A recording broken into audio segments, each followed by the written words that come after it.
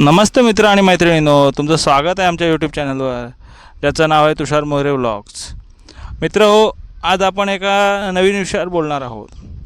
विषयाचं नाव आहे सरकारने नीटची परीक्षा रद्दच करून टाकावी. मित्र हो, आज आपण म्हणजे आपल्या देशभरात जी एक फार मोठी बातमी व्हायरल झाली आहे ती म्हणजे नीट परीक्षा जी आहे त्याच्यामध्ये जो झालेला भ्रष्टाचार आहे त्याची बातमी आज सर्वत्र व्हायरल होत आहे. आणि आज तुम्ही सोशल मीडिया बघा, फेसबुक, इंटरनेट किंवा टी व्ही, इथे कुठेही तुम्ही बघा तुम्हाला ही बातमी दिसेलच की नीट प्रकरण आहे, तिथे काहीतरी घोटाळा झालेला आहे, भ्रष्टाचार त्या परीक्षेमध्ये.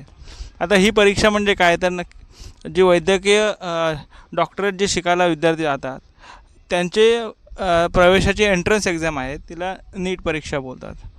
पण माझं म्हणणं आहे की या परीक्षेचे इतके घोटाळे झाले आहेत, कारण ही परीक्षा खूप टफ आहे. जनरली परीक्षा क्रॅक करणं हे पब्लिक म्हणजे मुलांना जमत नाही. त्याच्यामुळे ते असे मार्ग अवलंबतात की कुठून पेपर मिळतो आहे का आपल्याला, मग तो आपण सोडून त्या परीक्षेत पास होऊ का. कारण जे इंजिनियर किंवा डॉक्टरेटला जाणारे जे विद्यार्थी असतात ते लोक थोडे मध्यमवर्गीय किंवा श्रीमंत असतात. त्याच्यामुळे त्यांच्या आईवडिलांकडे पैशाची काही कमी नसते. मग ते त्यांचे आईवडील 4 ते 5 10 लाख रुपये किती पण घ्या, आपण माझ्या पोराला पास करा या उद्देशाने ते नीटचा पेपर कुठून मिळतो आहे का याचा प्रयत्न करतात. मग हे जे प्राध्यापक आहेत आपले काही, ते पेपर आणतात कुठून त्यांच्या काही धागेदोरे असतात लागेबांधे, त्यातून ते पेपर मिळवतात नीटचा आणि या विद्यार्थ्यांना देतात. आणि त्यातूनच या पेपरची हा भ्रष्टाचार चालू होतो. मग विद्यार्थ्यांकडून 5 लाख 10 लाख असे या पेपरसाठी उकळले जातात. आता ते PV कुलकर्णी कोण आहेत त्यांचं त्यात नाव पुढं आलं आहे. तसेच प्राध्यापक मोटेगावकर हे फार मोठे क्लासेस चालवतात, RCCचे क्लासेस चालवतात. त्यांचं नाव देखील तिथे त्यांचं समोर आलेलं आहे. त्यांची CBI द्वारे आता चौकशी चालू आहे. त्यांचे जे म्हणजे आता कॉम्प्युटर, लॅपटॉप, मोबाईल या सर्वाची चौकशी होणार आहे. म्हणजे मित्र असं का होतं आहे, तर तो पेपर खूप टफ आहे. त्याच्यामुळे विद्यार्थ्यांना ती परीक्षा आपण पास करू याची गॅरंटी नाही आहे. त्याच्यामुळे ते अशा क्लासेसचा आधार घेतात आणि प्राध्यापक मोटेगावकर, RCC क्लासेस असे जॉईन केले जातात. आणि मग हे मोटेगावकर सर खूप फी या विद्यार्थ्यांकडून उकळतात आणि आपल्या क्लासेसच्या शाखा सगळीकडे ओपन करत जातात, कारण त्यांच्याकडे करोडो रुपये जमा होतो. आणि त्यातून यांचा फार मोठा व्यवसाय उभा राहिलेला आहे या विद्यार्थ्यांच्या आधारावरती. कारण या सरकारने परीक्षात खूप टफ करून ठेवल्या आहेत, एंट्रन्स एक्झाम. आणि एंट्रन्स एक्झाम झाल्याशिवाय पुढे जाता येत नाही. आणि मग एंट्रन्स एक्झामच जर पास नाही झाला तर तो डॉक्टर कसा तयार होणार.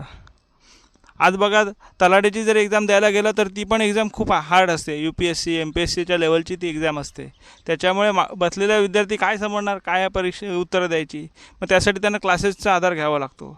आणि मग हे क्लासेसवाले कुठून तरी प्रश्नपत्रिका मिळवतात आणि विद्यार्थ्यांना पहिलीच प्रश्नपत्रिका देतात परीक्षेच्या आधी. मग हे प्रश्न तयार करून ठेवा, तुम्हाला परीक्षेत हे उत्तरं देणार आहेत.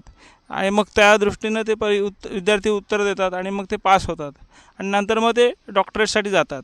माझं असं म्हणणं आहे की सरकारने एवढ्या परीक्षा हार्ड करण्यापेक्षा परीक्षाच रद्द करून टाका आणि फक्त गुणवत्तेच्या आधारावर विद्यार्थ्यांना मेडिकलसाठी प्रवेश द्या. फक्त त्यांना जे 12वी सायन्सला जे मार्क्स असतील, जास्तीत जास्त टक्के काहीतरी एक लिमिट ठरवा की यावरती असतील तर त्यांना मेडिकलला ॲडमिशन मिळणार. कारण एंट्रन्स एक्झामवर काय तो असं ठरत नाही की हा चांगला डॉक्टर बनेल. तो जर मेडिकलच्या अभ्यासक्रमाला बसला, त्याने चांगला अभ्यास केला, चांगले मन लावून अभ्यास केला तर तो चांगला डॉक्टर बनू शकतो. मग त्याच्यामुळे एंट्रन्स एक्झामची गरज काय आहे, एंट्रन्स एक्झामची विद्यार्थ्यांना गरजच काय आहे. त्यापेक्षा मेडिकलचं शिक्षणाचं स्टँडर्ड सुधारा, चांगले शिक्षक आणा, बाहेर परदेशातून आणले तरी चालेल, पण एक चांगले डॉक्टर आपल्या देशातून तयार करा. भ्रष्टाचारातून झालेले डॉक्टर हे कधीच आपल्या देशाला मान्य होणार नाहीत. म्हणून आज या विषयाचं नाव ठेवलं आहे की नीटची परीक्षा रद्दच करून टाका.